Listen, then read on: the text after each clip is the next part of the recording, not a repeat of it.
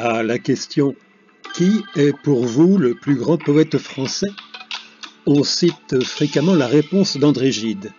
Victor Hugo, hélas, mais comprend-on la pertinence de cette réponse dans son admirable concision? C'est que le succès, la popularité de la poésie de Victor Hugo tient à ce qu'elle contient de prose, ce que Rimbaud appelait la prose rimée. Le romancier Hugo est extraordinaire, mais le poète, qu'il peigne en vers la profonde misère des indigents, ou les foudres tonitruantes d'un Jéhovah, sa volonté d'émouvoir ou d'impressionner est aussi grossière que sa manière est lourde, pompeuse, clinquante, premier degré, incapable d'être suggestive.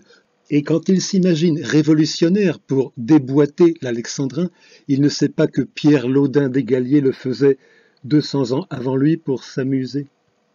Mais alors, pourquoi titrer cette vidéo-ci « Victor Hugo visionnaire » si c'est pour dire tant de mal du poète? Eh bien, je m'empresse de dire que ce que je viens de lire n'est pas de moi, mais du grand poète Raymond Broudier. C'est son commentaire du fameux Victor Hugo, hélas, d'André Gide, un jugement que je ne partage pas du tout et que je vais immédiatement corriger par la lecture d'un sonnet qui donne la mesure du génie prophétique de Victor Hugo. Nous voilà bien punis de nos propres bêtises. Pauvres couillons de nous, qui n'avons su jouir du paradis terrestre et de ses friandises, le châtiment approche. Oh oui, ça va bouillir. La glace va donc fondre. Oui, celle des banquises.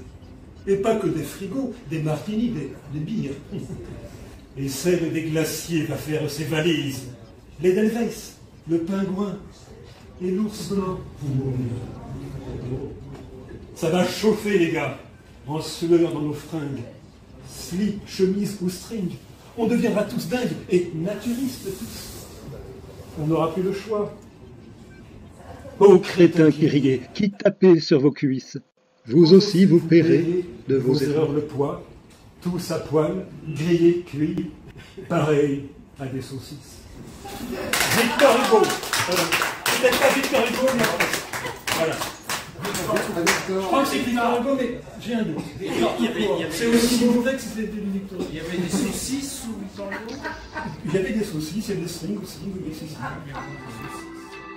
Ne dirait-on pas que ce sonnet est écrit aujourd'hui même ?